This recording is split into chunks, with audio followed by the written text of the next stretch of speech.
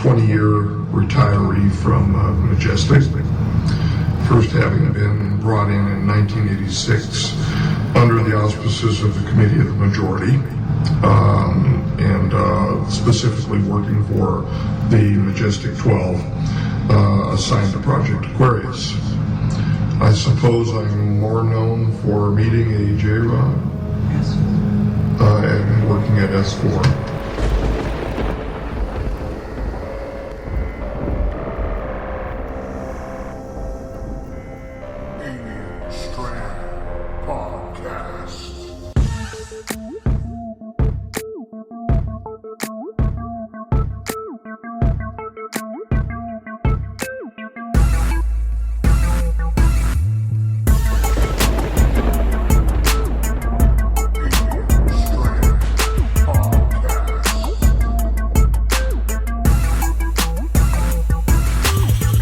Guys, this is Mike Beavers from The Theory, and you are listening to Alien Strand Podcast, the dopest UFO alien podcast out there.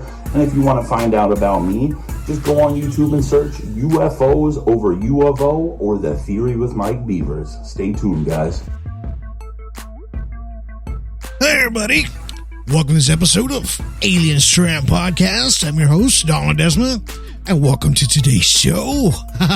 Man, it has been a while since I have not gone on audio one only, right? I'm always doing the video ones. I know sometimes it can get kind of weirded out because it's like you're imagining what I'm showing you on the screens and everything like that. But today, it's just a podcast just for audio today, all right? So you don't have to worry about that for tonight or, you know, just I can kind of just give you some information as it's coming through, right? And the reason I just threw this out because, you know, I just ate too many coffee beans, man. I ate those damn mocha beans, and I'm fired up with a lot of electricity right now. And I don't know how to go back to sleep right now. I can't, man. So anyway, but thank you guys for sticking around and listening to Alien Strand Podcast. I hope you guys been catching all the live and audio and the video podcasts.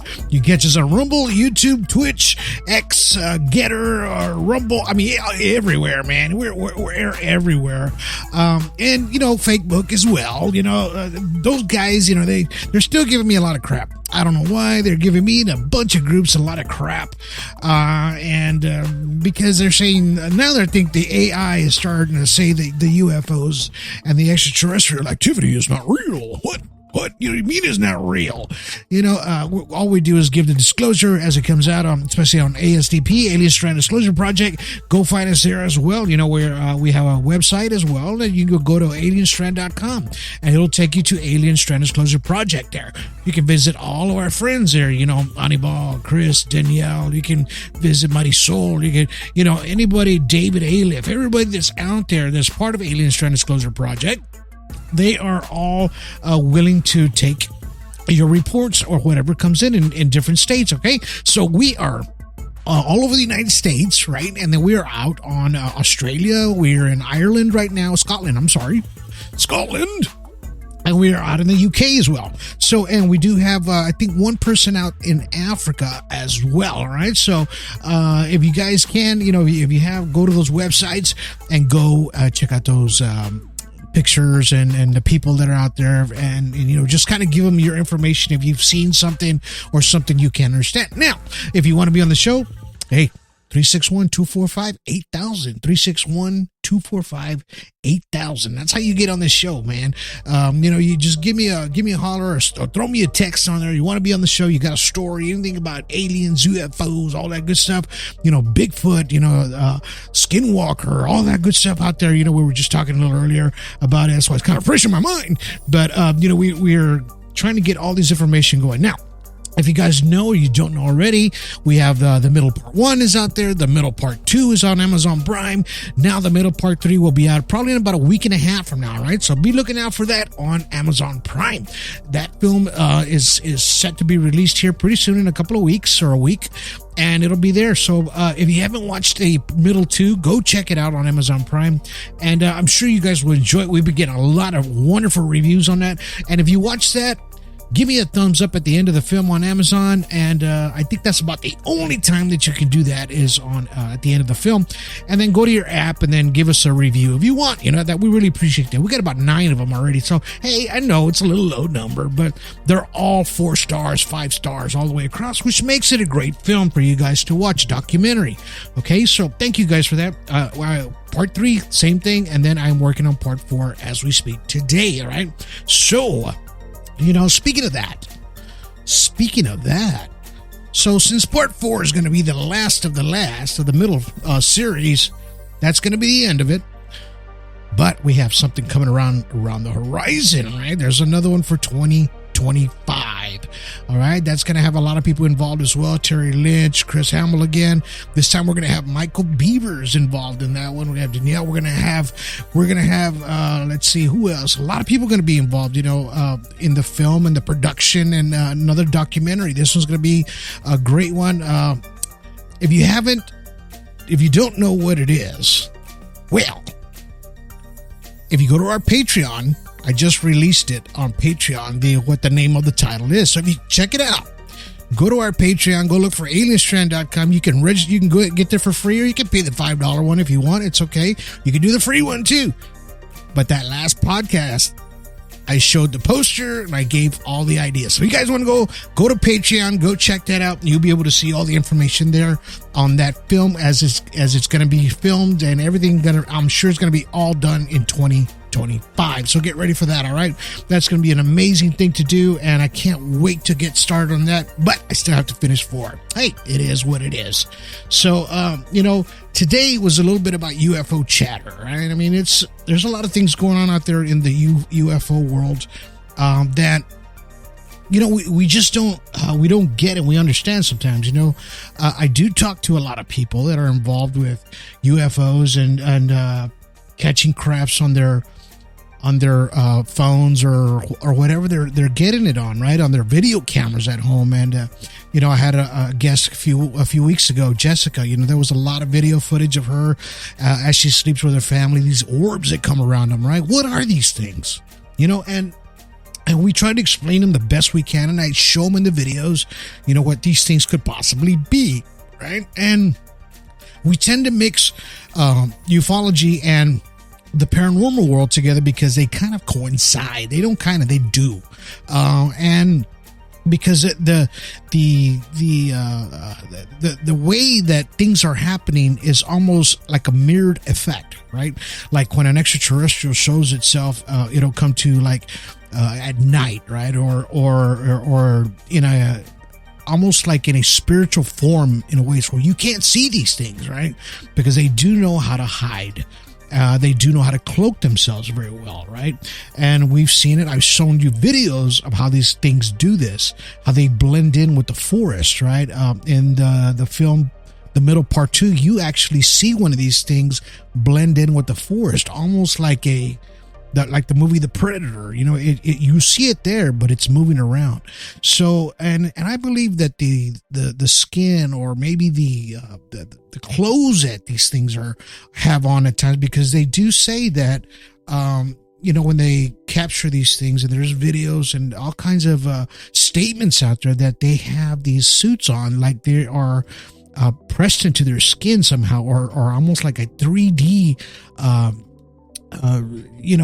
it's infused on them to, it looks like it's part of their skin, right? I mean, and what does that, and why?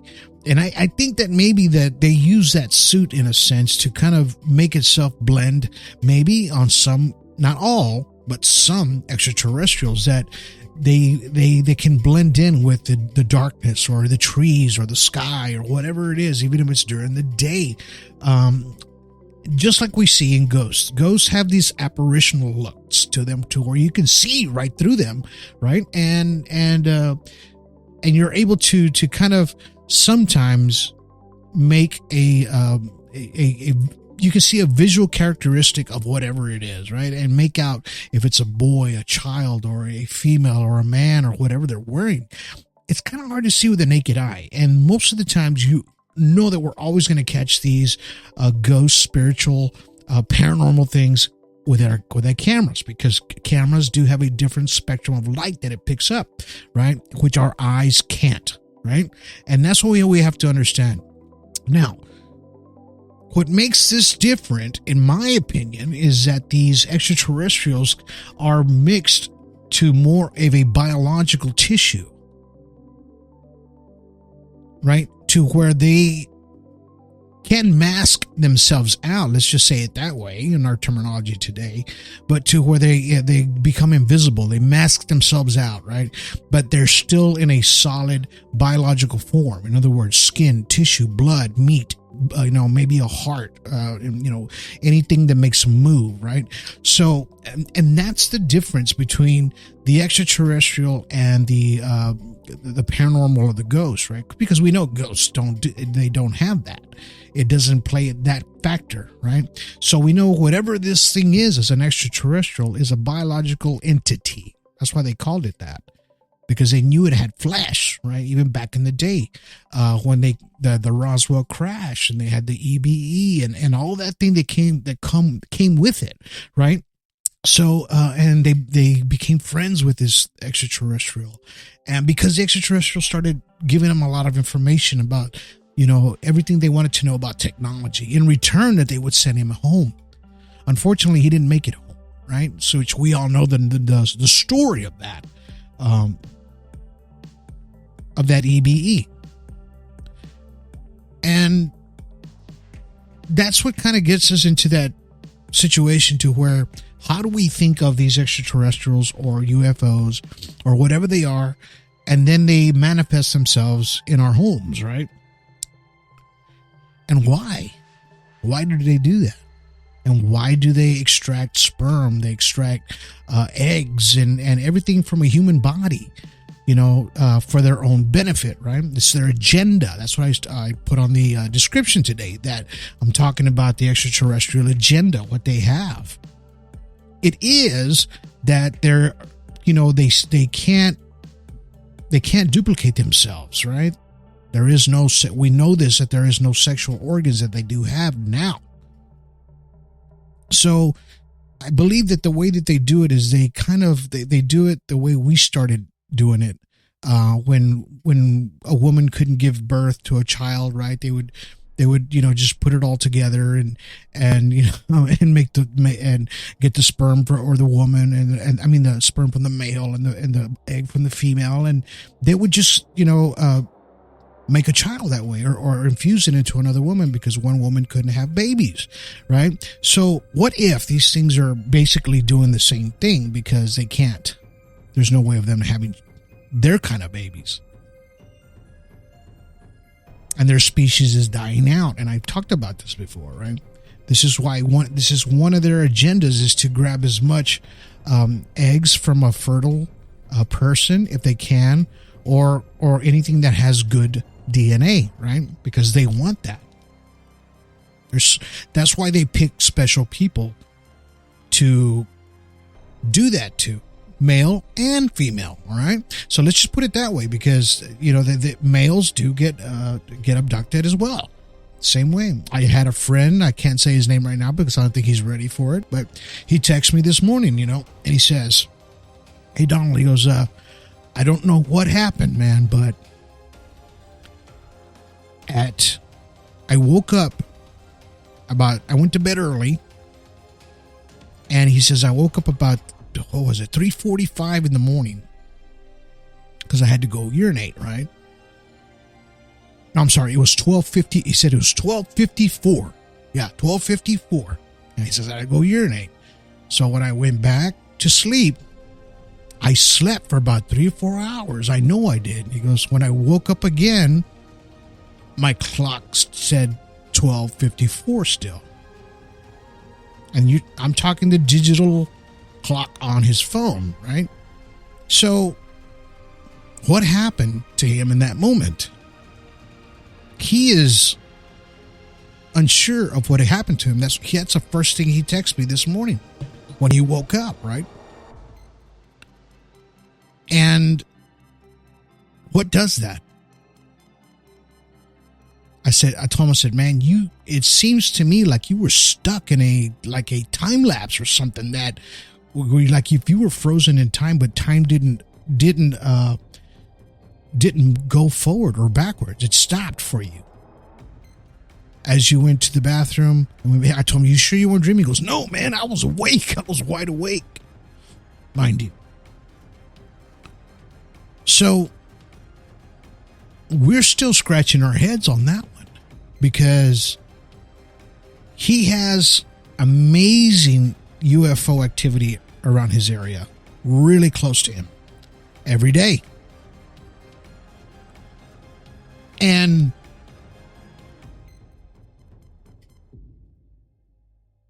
how does he, explain that to anybody? He couldn't. That's why he texted me this morning and let me know exactly what had happened to him, because he had never experienced anything like that before. And that is the strangeness of what extraterrestrials do, right? Than something paranormal. Paranormal doesn't do that. Paranormal will not stop time.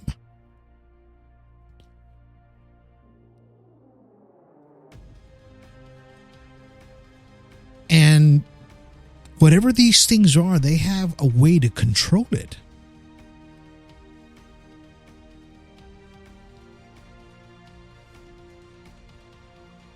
And another friend of mine told me, I talked to Don Rogers, I was on one of his podcasts, and he says, he thinks of it like this way, like that they're able to manipulate time, and in other words, you're like let's just say like a deck of cards, right?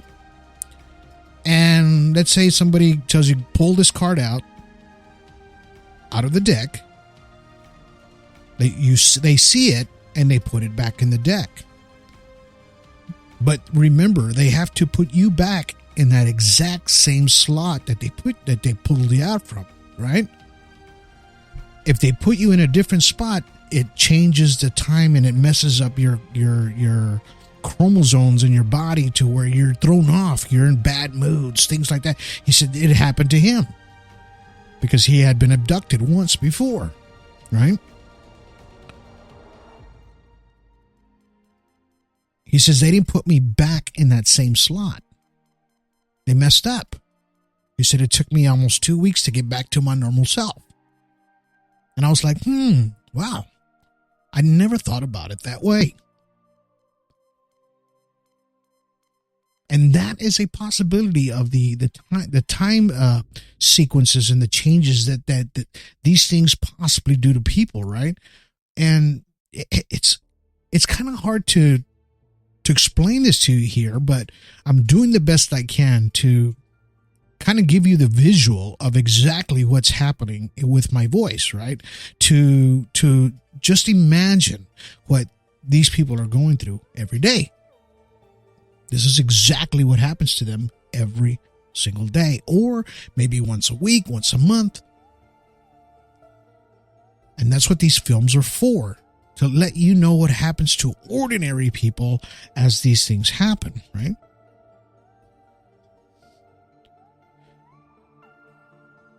And what happens to people that, have had visual encounters in the past, right? And they don't know what had happened. Like, there's this case in 1972 out in, in Minnesota.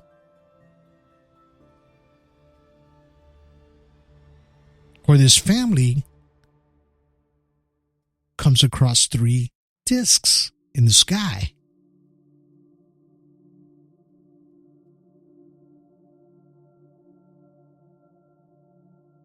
So this happened about August.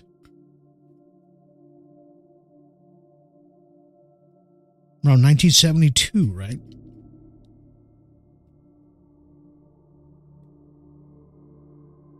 And this gentleman, he was with his family. And he says, we were returning from vacation in the United States on Route 59. He says, about 10 o'clock p.m. when we observed a UFO the speed at which I was driving, it was between 50 and 60 miles per hour. He says we were between Thief River Falls, Minnesota, and Tulsi, Canada.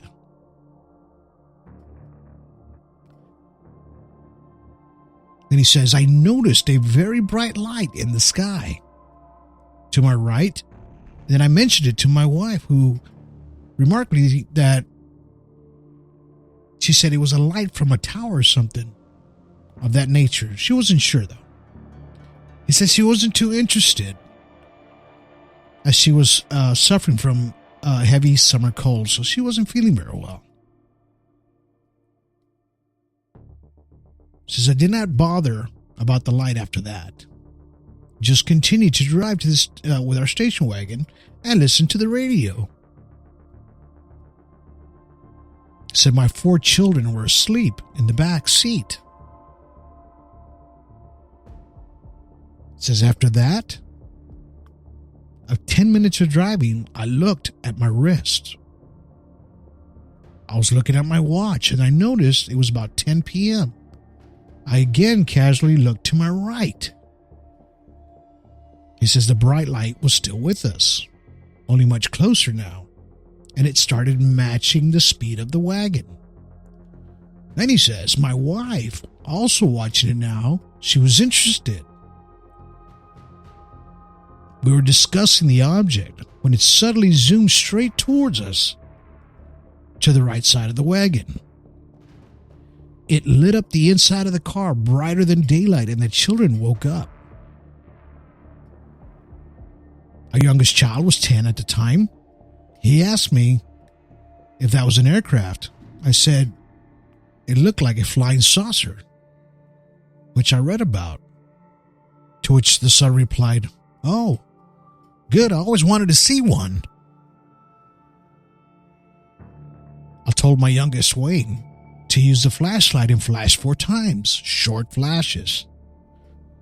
And immediately, the object flashed back 4 times, short flashes.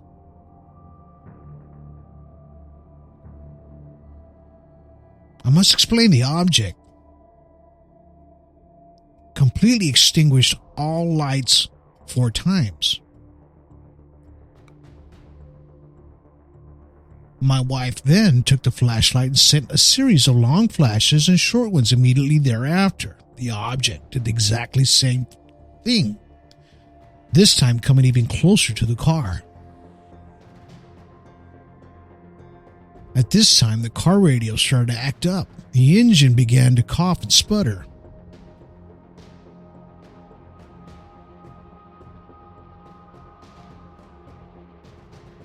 Mr. H said that he personally didn't observe the object at this time. He was having much difficulty keeping the engine running as the car was losing speed. Meanwhile, the interior of the car got very hot and the engine quit completely.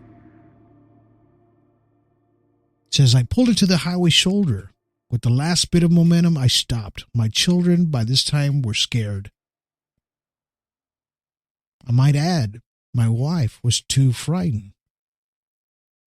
I had mixed feelings. I was scared. But I also was very interested.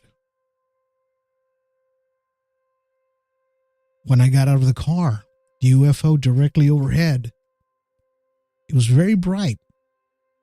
I felt kind of prickly sensation all over my body and it smelled like electric shocks. I lifted the hood off the wagon and told my wife to try to start the car. What happened was the engine would turn over, but sparks would jump from the plug lead straight across the coil and the metal side of the car, then back. He says, I am a master mechanic and I believe I've never seen anything like that before. I looked down the highway and I saw lights of an upcoming vehicle. I hoped that we could get help from them as the lights are coming to the car and got nearer and nearer. The UFO moved away. at such a speed it would be impossible to estimate or even come anywhere near it. I waved to the passing car. He did not stop. My wife tried to start the car again immediately. It started. I got into the driver's seat. Like a flash, we moved on. The UFO at this time was just a speck in the sky as we moved.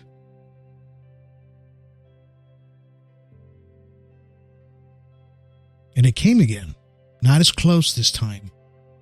My car kept going. My wife flashed out the flashlight at the object again, and we received the same signal back. The UFO seemed much safer distance now, so I stopped the car to get a better look at it.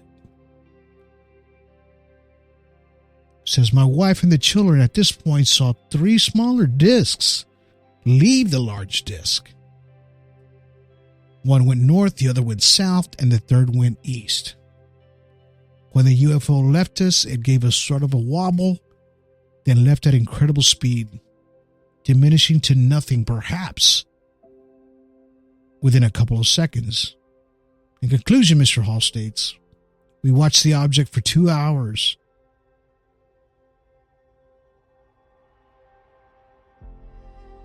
We weren't harmed in any way.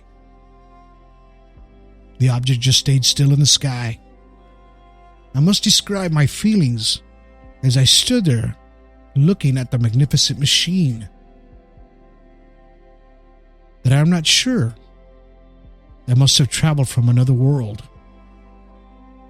or who knows how far. I must make it a point that after we were again on our way, my wife, and most of the time, was very quiet. Suddenly said that her cold was completely gone and she felt good.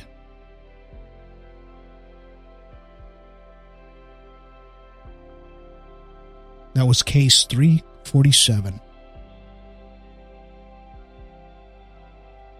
Now, we just heard an incredible story from 1972 of August.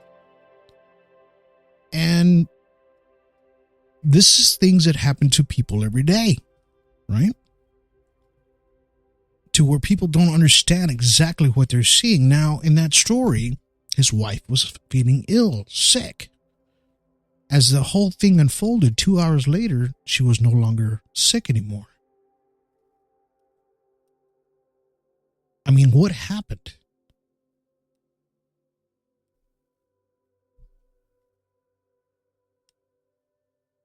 Or how did it happen to where she wasn't sick anymore after that?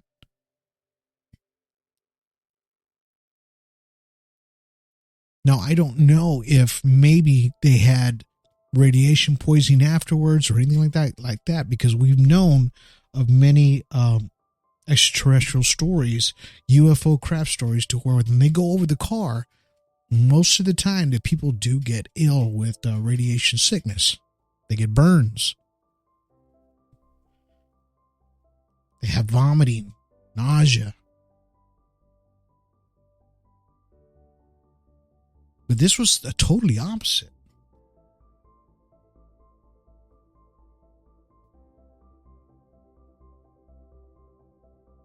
So, are we looking at a different kind of technology that was not able to make the human sick in the vehicle?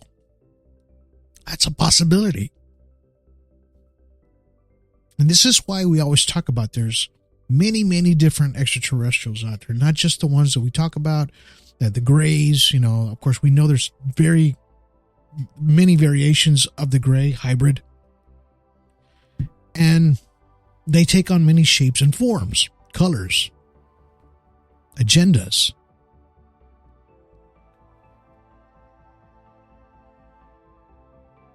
We know there's some that live in the earth. We know there's insectoid, reptiles, which they call the reptilian.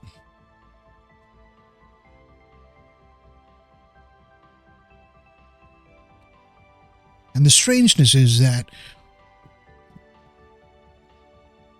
why they can't walk among us today.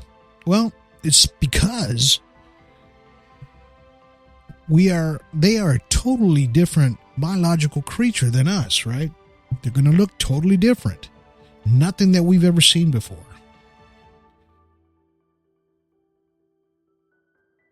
In other words, people will lose their minds, right? Everything will go out the door.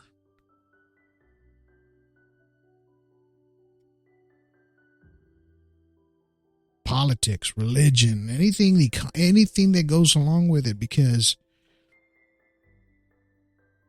it's hard for people to fathom exactly what's going on in front of them when it's something different and it's not in their books, right?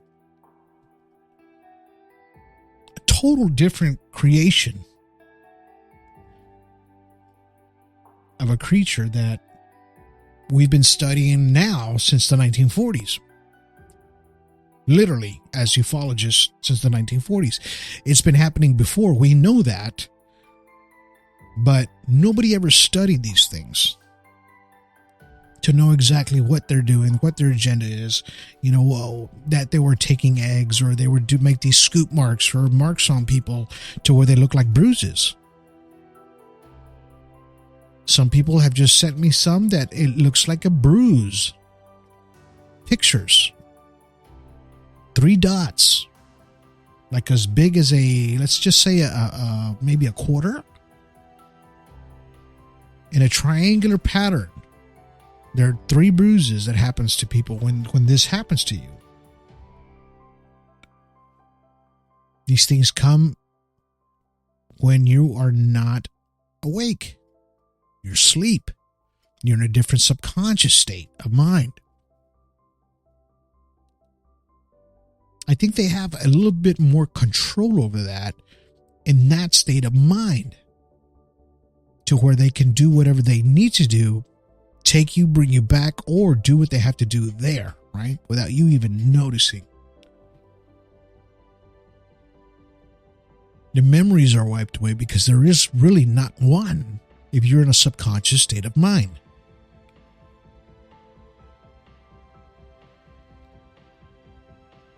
So these are the encounters that most people, don't get to talk about. You only get to read about these things later. Now, if you're new to ufology, this is a great way to learn about ufology, right? Is like in a podcast such as this, because I'm giving you the case, exactly what happened to these people. I'm giving you the story word for word.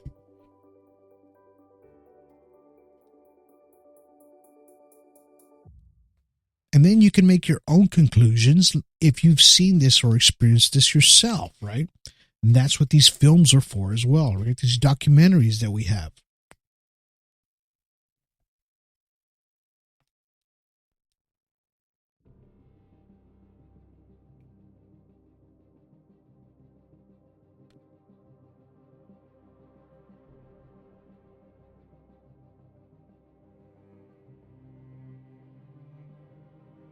So, and there's even backlash, right? There was a case book number 11 to where this was in 1976, September 11th, by the way. The guy's name was Herbert Hopkins. Not Bud, but Herbert.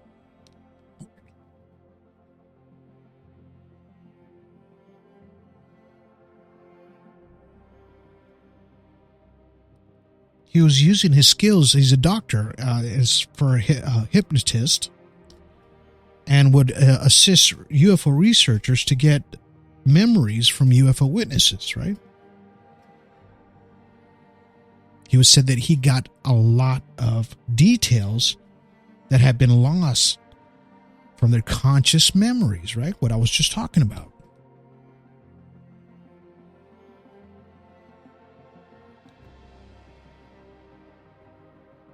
He was helping a witness, his name was David Stevens, who had seen a UFO in bizarre circumstances on on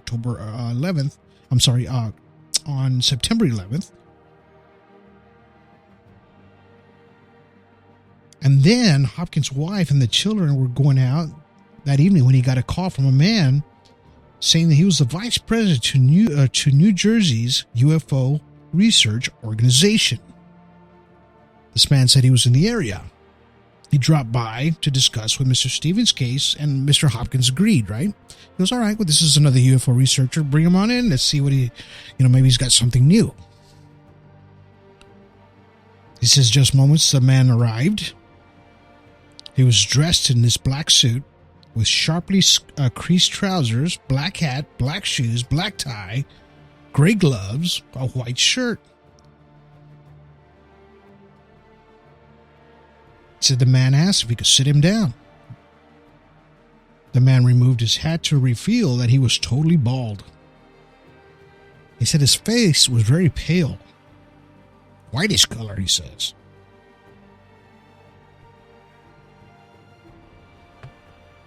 He says they chatted for some time about UFOs in general, especially about the case that Hopkins was working on. He said the man spoke to him. It was very emotionless, very monotone, he says. It was odd. He said it was kind of odd because he was wearing lipstick that came off his glove when he brushed his lips on his fingertips.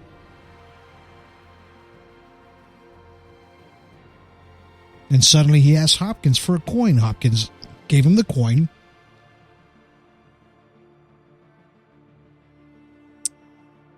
And for a great surprise, he says that the coin vanished from that man's hand, his palm. He says that man explained that he could make a heart vanish from a human being within the human body, the same way he made that coin disappear. He ordered Hopkins to stop working on that case and to destroy all the files and information. Hopkins was terrified, so he agreed. He says the man began to slur some words. He stood up abruptly and announced, "My energy is running low. I must go." Walking stiffly, and apparently the man left the house. Went out of the driveway. Hopkins said he saw bright light, a bluish light. He said it had been the car's headlights.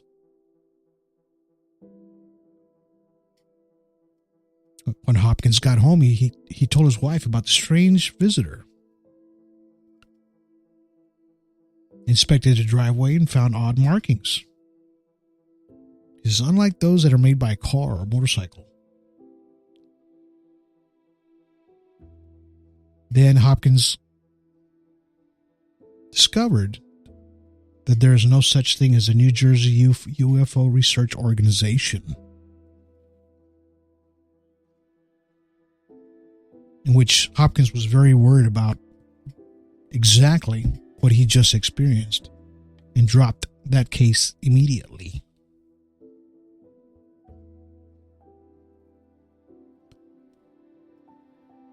This was around the same time frame that I just gave you on the story before.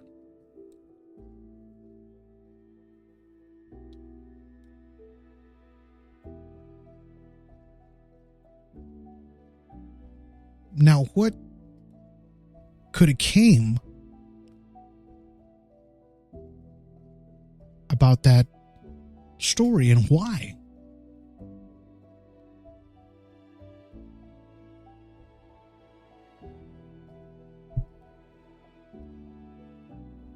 Why did it happen to these people?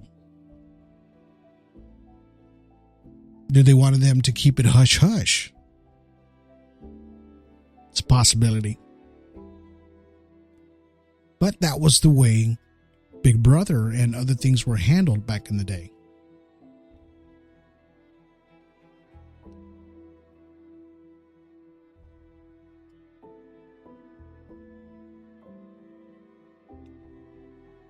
Could be for some folks as well today, but there's just too much disclosure out there now. Too much information. of what we're seeing up in the skies or what people are experiencing.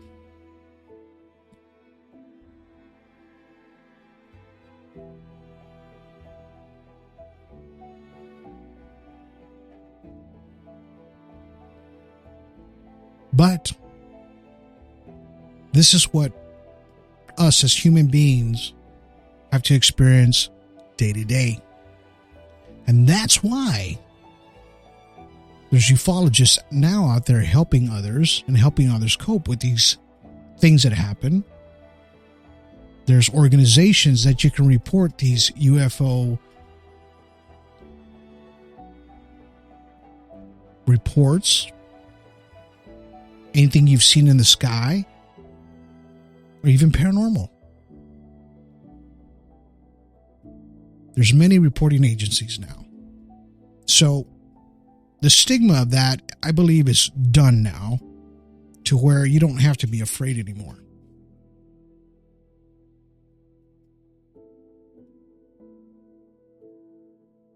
And as we keep going forward and moving forward,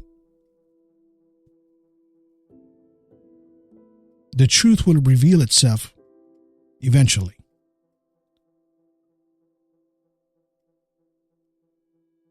And once we get the answers we're looking for,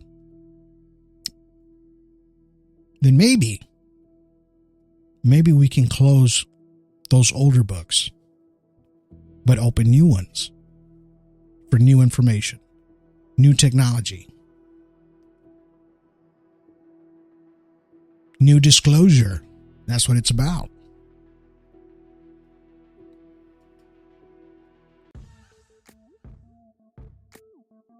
Yep. All right, guys. Hope you guys enjoyed today's podcast as much as I have. It was my absolute pleasure giving you this information, a couple of these stories, which I really enjoyed talking about. I love disclosure, don't you?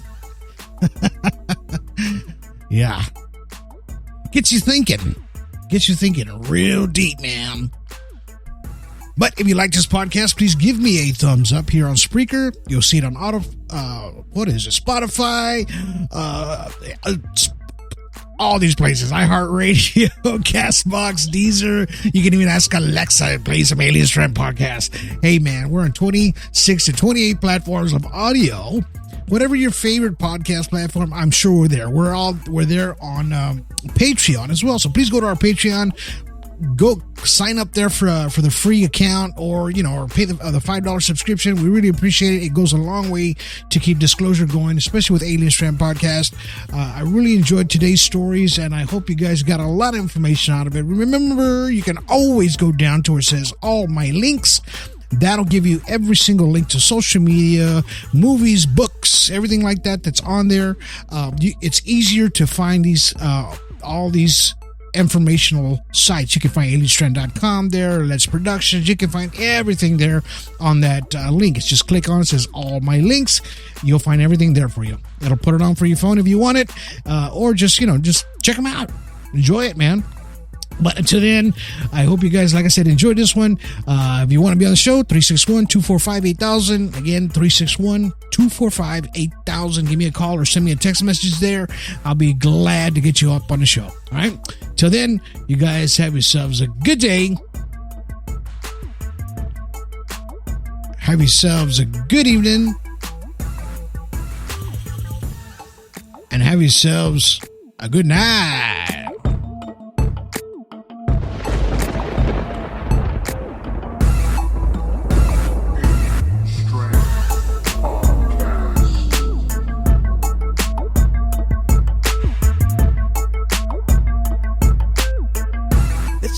Transfer from Dockside Media, and you're listening to Alien Strand Podcast with Donald Ledesma. For the dopest paranormal documentaries this side of the Milky Way, visit Dockside.media.com for links to all our films on major streaming platforms.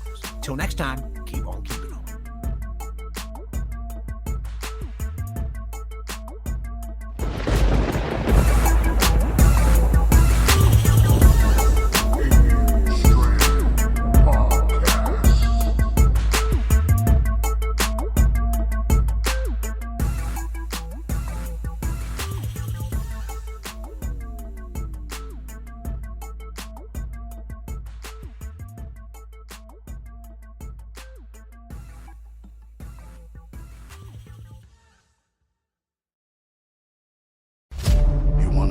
about CE5 and extraterrestrial contact, download my new book, now on Amazon, Barnes & Noble, Apple, and 14 other platforms. Book authored by Donald Ledesma. CE5, Frequencies of Contact.